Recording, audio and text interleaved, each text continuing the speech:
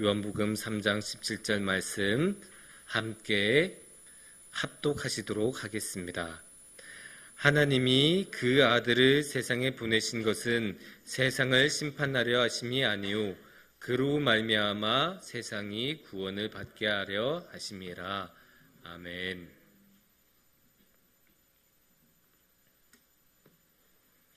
성도님들 안녕하십니까? 벌써 7월이 왔습니다. 생각만 해도 끔찍하고 놀랍습니다. 어떻게 반년이 벌써 지났는지. 1년의 반이 벌써 지났습니다. 이제야 1년이 조금 시작된 것 같았는데 벌써 반이 지났어요. 1년 새해 시작했을 때 이것만큼은 올해는 꼭 해야지라고 다짐하셨던 것들 조금 다 이루시면서 지내고 계신지 중간점검 한번 해볼까요? 참 궁금하기는 한데 중간점검은 다음 기회 때 해보도록 하고요. 여러분 7월 하면 어떤 것들이 생각이 나십니까? 7월 하면 제일 먼저 생각날 만한 거 더위 아닙니까? 요새 얼마나 더운지 몰라요. 더위는 당연하죠. 우리가 7월은 여름이니까. 또 7월 하면 우리가 당연히 생각할 만한 것 또 뭐가 있을까요? 장마. 비가 엄청나게 오잖아요. 우리는 1년에 거의 50%가 이 장마 기간에 7, 8월에 집중해서 비가 내리는 어마어마한 집중호우의 나라입니다. 그래서 장마가 당연히 떠오를 법하기도 하고 저 개인적으로 7월을 하면 떠오르는 것은 선교입니다. 우리가 7월 말에 선교를 떠나지 않습니까? 7월 26일부터 우리가 우리 교회에서 이제 인도네시아 발리 땅으로 선교를 가는데 이 선교가 당연히 너무나 중요하죠. 선교는 아무리 강조해도 과하지가 않아요. 너무나 중요해요. 그러니까 우리 교회에서도 이 인도네시아 발리 땅에 선교 가는 거에 대해서 진심을 다해서 정말로 열심히 준비하고 있지 않습니까? 청년들은 정말 겨울부터 계속 인도네시아어 공부도 하고 같이 모이기도 하고 선교 어떻게 하면 더 잘할 수 있을까 차근차근 준비해왔고 또 청소년분은 열심히 계속 공연 연습 계속 하고 있고 몇 달씩이나 하고 있는지 모르겠어요. 정말로 열심히 준비하고 있는 그런 모습 대단하죠. 또 우리 교회에서도 정말로 많은 마음을 모아서 기도도 해주시고 또 후원 물품도 정말로 풍성하게 많이 모아주시는 이런 모습을 볼 수 있습니다. 당연히 선교는 우리 교회만 중요하게 여기는 건 아닙니다. 우리 기독교 전체가 그리고 특히 성경에서도 선교는 너무나 중요하게 여깁니다. 성경에 선교에 관한 이야기가 얼마나 많이 나오는지 몰라요. 선교에 관한 이야기, 직접 선교를 하는 이야기 너무 많이 나오니까 그 일일이 세는 게 무의미할 정도로 많이 나옵니다. 그래서 오늘 이 시간에는 그 중요한 선교에 대해서 한번 함께 생각해보는 시간을 가졌으면 좋겠습니다. 선교는 방금 전에 말씀드린 것처럼 성경 어디를 펼쳐도 웬만하면 다 나와요. 구약에는 이방민족하고 접촉하는 것 자체가 선교에 관한 것으로 볼 수 있고 또 신약에서는 어디가 제일 많이 나올까요? 사도행전. 사도행전은 뭐 만나는 사람마다 이제 선교하는 거죠. 이제 그만큼 선교가 많이 나오는데 그렇게 많은 선교 중에 그러면 선교는 누가 합니까? 선교사가 하죠. 선교사 중에 성경에 나온 최초의 선교사는 그러면 누구일까요? 예, 정답이 나왔습니다. 이럴 때는 무조건 예수님이라고 말하고 보는 겁니다. 예수님이 우리의 최초의 선교사이십니다. 근거를 댈 수 있는 구절들 많죠. 예수님 자신도 저기 두루 땅으로 가서 수르보니게의 여인도 만나고 오고 또 유대인이 아닌 사람한테도 복음도 많이 전하시고 그런 이야기들이 많아요. 근데 그런 것보다 더 직접적으로 나온 말씀을 봐야 됩니다. 어디냐? 오늘의 말씀 17절 말씀을 다시 한번 같이 볼게요. 하나님이 그 아들을 세상에 보내신 것은 세상을 심판하려 하심이 아니요 그로 말미암아 세상이 구원을 받게 하려 하심이라. 아멘. 참 너무나도 중요하고 아름답고 좋은 말씀이에요. 여기서 우리는 어디에 밑줄을 그어야 할까? 다음 자막 한번 보여주세요. 여기서는 보내신 것은의 밑줄을 한번 쫙 그어볼 거예요. 예수님이 이 땅에 왜 오셨나를 한번 생각해 봐야 돼요. 예수님이 그냥 놀러 오신 거 아니죠. 아무 이유 없이 이 땅에 오셨던 것 아니에요. 예수님께서 왜 오셨다고 이 말씀에서 말하고 있죠? 보내셔서. 누가 보내셨습니까? 하나님이. 하나님은 누구를 보내셨습니까? 예수님을. 그러면 이게 어떻게 돼요? 파송자는 성부 하나님. 그리고 파송받은 선교사는 성자이신 예수님. 이렇게 되는 거죠. 그러니까 너무나 명확하죠. 이게 하나님이 예수님을 보내서 어디로? 이 땅으로 보내셨죠. 그러니까 원래는 천국에 계셨다가 파송된 파송국가는 어디? 이 세상. 이렇게 되는 거예요. 그러니까 파송자 성부 하나님, 파송된 분 성자 예수님, 파송지 이 세상. 너무나 깔끔하고 명확하게 나오죠. 그런데 이제 우리가 생각해 보면 예수님은 언제부터 계셨어요? 예수님은 태초부터, 이 세상이 만들어지기 전부터 하나님 옆에 그냥 계셨던 분이에요. 그러니까 예수님보다 더 먼저 있는 분이 있을 수 있습니까? 당연히 없겠죠. 논리적으로 있을 수 없어요. 그런데 이 예수님이 선교사예요. 그러면 예수님보다 더 먼저 있는 선교사가 있을 수 있겠습니까? 없겠죠. 그러니까 예수님이 최초의 선교사라고 할 수 있습니다. 예수님이 선교사라는 것은 예수님께서 이 땅에 오신 목적을 더 자세하게 보면 더 자세하게 알 수 있습니다. 17절 말씀 다음 자막을 한번 보여주세요. 예, 이렇게 말씀이 나오고 있죠. 하나님이 그 아들을 세상에 보내신 것은 세상 심판하려 하심이 아니요 그로 말미암아 세상이 구원을 받게 하려 하심이라. 여기선 당연히 구원을 받게 하려 하심이라에 밑줄을 그었으면 좋겠어요. 예수님이 이 땅에 그냥 오신 게 아니에요. 예수님은 멸망시키러 오신 게 아니라 구원을 받게 하려고 오셨다라고 나와요. 예수님은 하나님을 보내시면 그냥 오실 수도 있죠. 그리고 예수님이 만약에 율법으로 오셨으면 이 멸망이 맞았을 거예요. 왜냐? 율법으로 왔다는 건 뭐예요? 율법으로 오셨으면 잘잘못을 따져야 돼요. 이 사람이 잘했냐 못했냐, 이 사람이 지금 율법을 지키고 있냐 못 지키냐.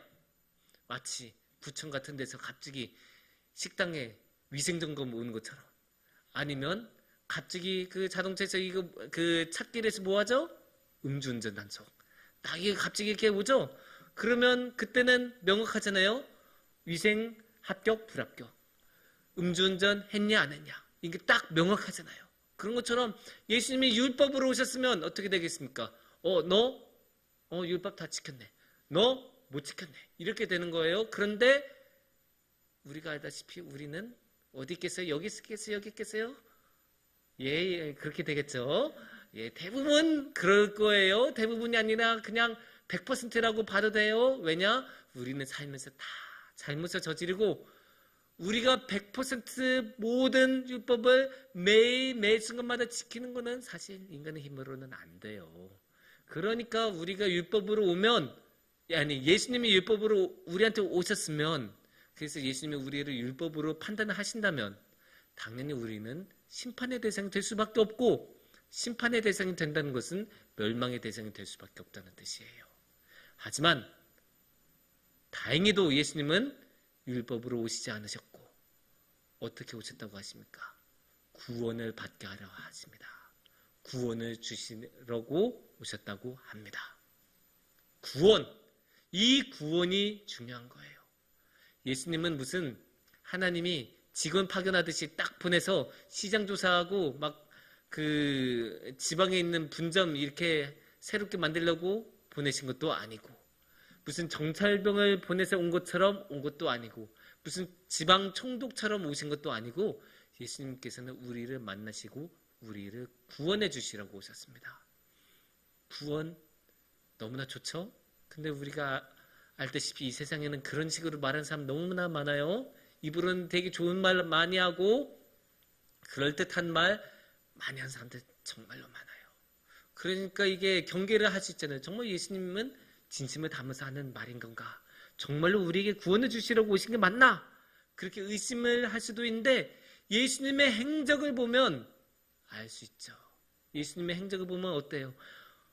아파하는 사람들을 찾아가서 그들에게 낫게 해주시고, 귀신 들린 사람들을 풀어주시고, 또 하나님의 놀라운 복음의 말씀을 전해주시는, 그래서 정말로 우리들이 구원에 필요한 모든 것을 주셨던 그런 모습들을 우리는 볼 수 있어요.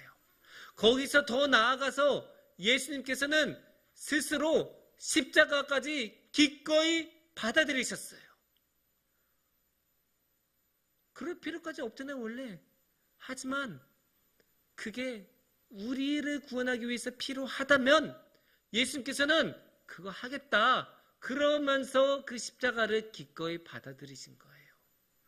그런 거를 보면, 이 행적만 보면 당연히 예수님은 정말로 우리를 구원하러 오셨구나, 그거를 느낄 수 있고 느낄 수 있어야죠. 그게 너무나 당연하고 옳은 말이니까요. 그렇게 보면 예수님께서 말로만 우리를 구원해 주시러 오셨다는 게 아니라 몸으로도 행동으로도 보여주셔서 그게 정말로 예수님께서 우리를 구원하러 오셨던 것을 알 수 있죠. 그래서 기꺼이 그 어둠과 아픔과 모욕과 고통을 모두 짊어지시고 그 십자가를 받아들이시고, 그래서 우리에게 구원을 주셨죠. 그 구원을 주신다는 것, 하나님의 구원을 전파하는 것, 이것보다 더 중요한 임무가 어디 있겠습니까? 선교사의 임무의 가장 중요한 것은 하나님께 이렇게 인도하고 하나님의 구원을 전파하는 게 선교사의 제일 중요한 임무 아니겠습니까?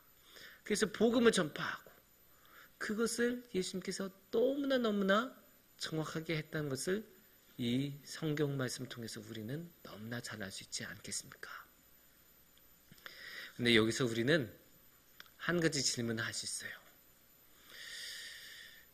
예수님이 그렇게 하셨던 것은 알겠는데, 예수님께서 그렇게 십자가도 지시고 우리의 구원을 위해 많은 행적을 하셨던 것을 알겠는데, 그런데 왜? 라는 질문을 던져볼 수 있겠어요.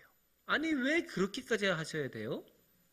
아니, 그냥 예수님은 하나님 우편에 앉아서 편안하게 보내셔도 괜찮지 않습니까? 거기서도 예수님께서 충분히 하실 일들 다 하실 수 있으실 텐데, 예수님은 그만한 능력을 가지신 분이시고 왜 그냥 그렇게 편히 안 계시고 이 땅에 오셔서 굳이 선교지로 파송받아서 그 모든 어려움과 고통과 모욕을 당하면서 그 모든 일을 하셨어야 합니까? 물어볼 수 있죠. 그리고 그 대답은 간단해요. 사랑하시니까. 예수님께서는 우리를 너무나 사랑하시니까, 차마 우리가 그 멸망의 길로 걸어가는 게 눈에 뻔히 보이는데 그거를 내버려 두실 수 없으셔서 우리 곁에 오셔서 우리 손을 잡아주시고 우리를 그 어둠의 길에서 건져주시고 올바른 빛의 길로 인도해 주시는, 그게 바로 예수님이시죠. 우리를 잃어버리실 수 없으셨기에 우리 중에서 가장 약한 자들, 이 사회에서는 다 거들떠보지도 않고 쓸모없다고 말하는 사람들, 아프고 병든 자들, 이 세상에서 가장 심한 차별을 받는 사람들, 그런 사람들까지도 예수님께서는 신경 써주시고 손잡아 주시고 다가가 주시고 그 놀라운 구원으로 함께 해주십니다. 그만큼 예수님께서는 한 명이라도 잃고 싶지 않으셨어요. 그래서 한 명이라도 잃고 싶지 않으셔서 그 거대한 십자가를 지시고 온 세상을 위해서 그 십자가를 지시면서 그 구원의 임무를, 선교사로서의 임무를 끝까지 걸어가셨죠. 왜? 우리를 사랑하셨기 때문입니다. 사랑하는 성도님들, 오늘 짧게나마 성경에 나온 가장 최초의 선교사 예수님에 대해서 이야기를 한번 나눠봤어요. 이렇게 보니 항상 듣던 예수님의 삶이 얼마나 사랑으로 가득 찼고 선교의 열정으로 가득 차 있는지 알 수 있습니다. 그래서 우리도 이렇게 예수님을 당연히 본받아서 살아가야겠죠. 물론 예수님처럼 살아가는 것은 당연히 어려워요. 우리는 저 천국에서 이 땅으로 오는 선교는커녕 저기 옆 동네 가서 선교하는 것도 어려워하는 사람들이에요. 당연히 그럴 수 있어요. 그럴 수 있어요. 당연하죠. 그럴 때는 그렇게 큰 것부터 하는 게 아니라 작은 것부터. 그래서 우리는 뭐 정도는 할 수 있을까?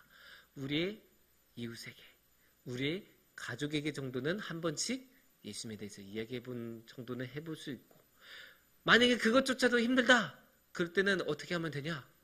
이번에 우리 교회에서 발리로, 인도네시아 발리 땅으로 선교를 떠날 때 같이 기도해 주는 것 정도는 할 수 있지 않겠습니까? 그래서 우리가 함께 기도하는 마음으로 선교에 동참하고, 그렇게 함께 우리가 선교로 나아갈 때 최초의 선교사이셨던 예수님, 우리를 구원하시려고 오셨던 예수님, 그 누구보다도 우리를 사랑하시는 예수님께서는 우리와 함께 하시는 그 큰 복을 우리 모두 누리실 것으로 축원합니다. 함께 기도하겠습니다.